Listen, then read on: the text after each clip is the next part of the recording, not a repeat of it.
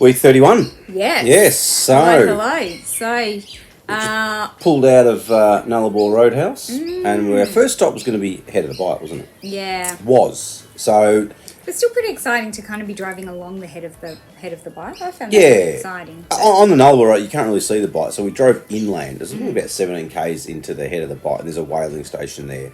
We got parked up and went to go in and found that...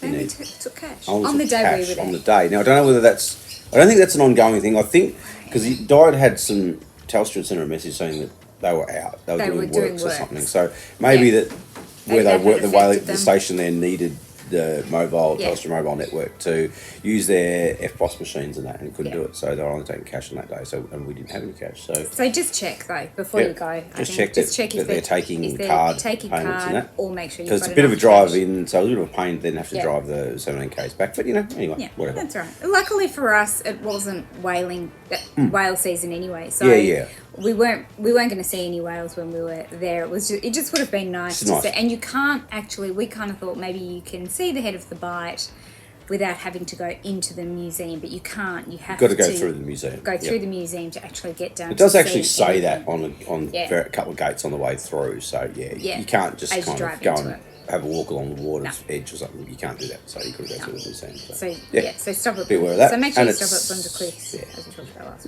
last week.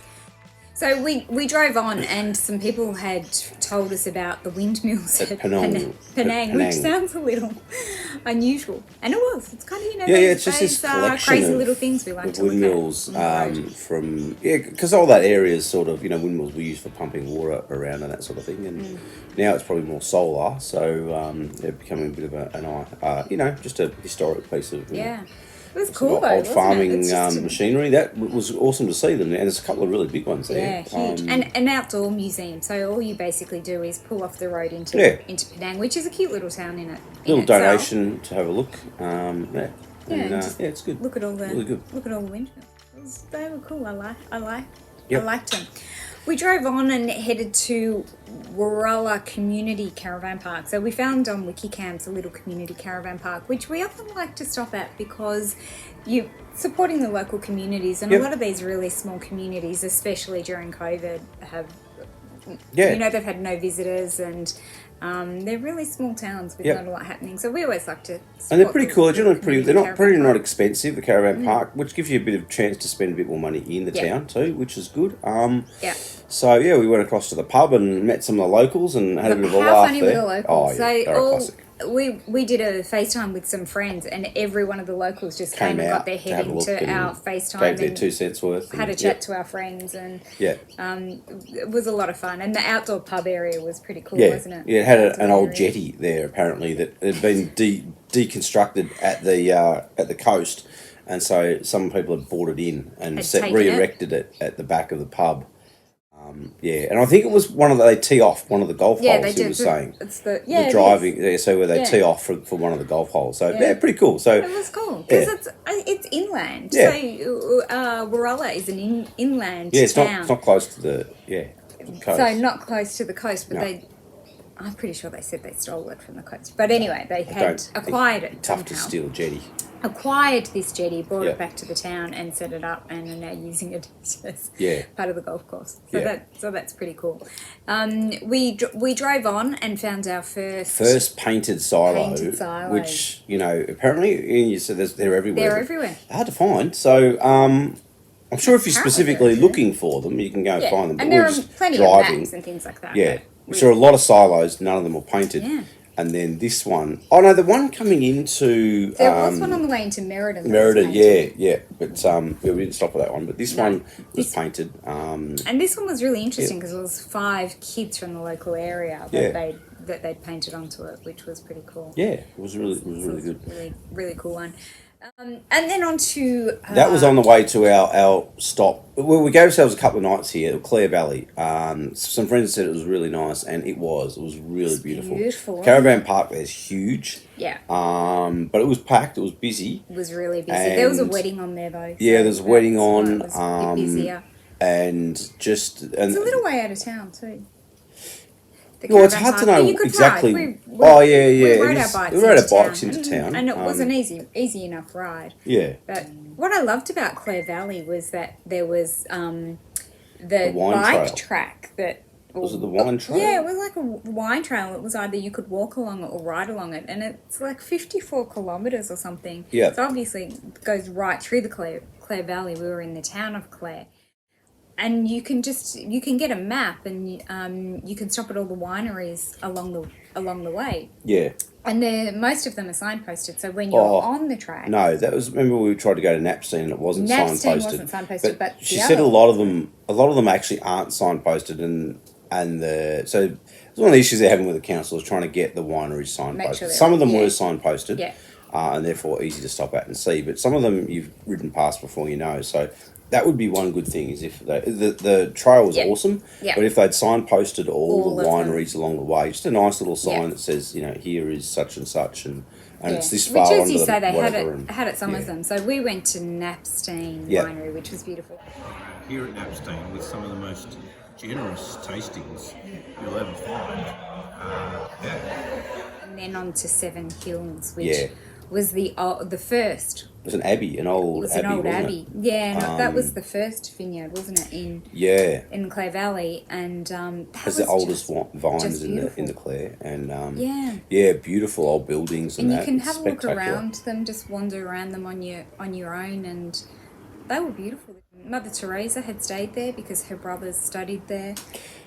Back in the day, so there was information boards. And they had a nice little Argentinian barbecue on the go out there. So you went in and grabbed a nice glass of wine and come out and grabbed your Argentinian barbecue meal and sat in the lawns out there. It was beautiful. Yeah, really nice. It was really nice. Do wine tasting. Highly recommended. Because the night we actually got there, the day we got there, so that night there was actually a market. It was timed that right next to the caravan park at the information centre there.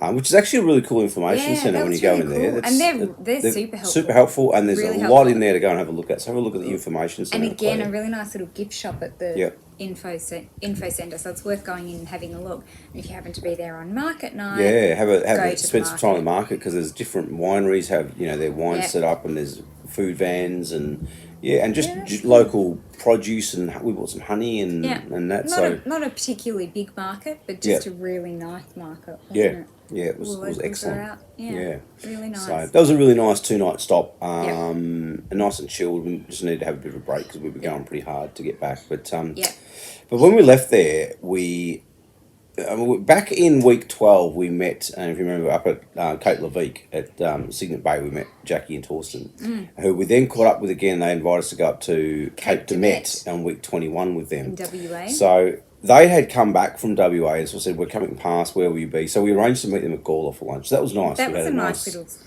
spot. So we just had a picnic in the river park there on the river, and that was really lovely. And always nice to catch up with friends that you've made on the road. New friends. Really nice. Yeah. And then our final stop was Nhill. Which was Victoria. Really, so we crossed back into Vic and had a night. I was so excited crossing back into Victoria.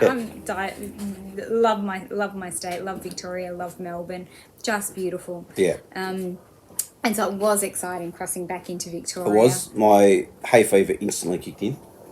Instantly, the moment we crossed the border, started sneezing. It was quite remarkable, wasn't it? Yeah. It was remarkable. But no, it was nice to be back. We had an overnight at the caravan park in Nhill, and that was very nice. That was a really nice little. So Nhill Caravan Park, we it was really just an overnight stay to break up the drive, because it was going to be a long drive otherwise. But the caravan park there, the facilities on the outside look really quite old, and the caravan park is probably a little dingy on the outside. But they were so nice, and the facilities were so clean. So clean. And so nice clean. inside. Yeah, so well maintained. And had soap and shampoo and conditioner in the showers and the amenities. Just really nice. And the camp kitchen was basic but really well appointed. Really Plenty good. of pots and pans and knives and forks if you didn't happen to have them. Well, we haven't, but that's some people don't. But so it's really well sort of set out there, and it's really worth a stop there in Nhill. And the sunset was amazing. And just next door was all the farming equipment. Old farming equipment. So it was like a men's shed where they take old farming equipment and try and rehabilitate, not rehabilitate it, but redo it up and that sort of thing, and work with it. So that was just a bit of a hobby thing, I think, for some of the town there and that. But that was pretty cool. That was really out cool the back to have a look at that. To see that. And then we scooched on. So we got home. And we got home. Yeah, here we are at home. Home to Melbourne. Yep. And it's good to be home. Yeah, nice to be back. Have more space around us. But we loved our trip. So nearly 8 months on the road. Yep. Next stop, Tassie. Next home stop, for a little Tassie, while, and then we're off to Tassie. So in Feb, we have booked to jump on put the Delica on the ship and float on over. Head on to Tassie. So we will Tassie, here we come. Have a little break, and then we will come to you from Tassie. Yep. See you then. See ya. Bye. Bye.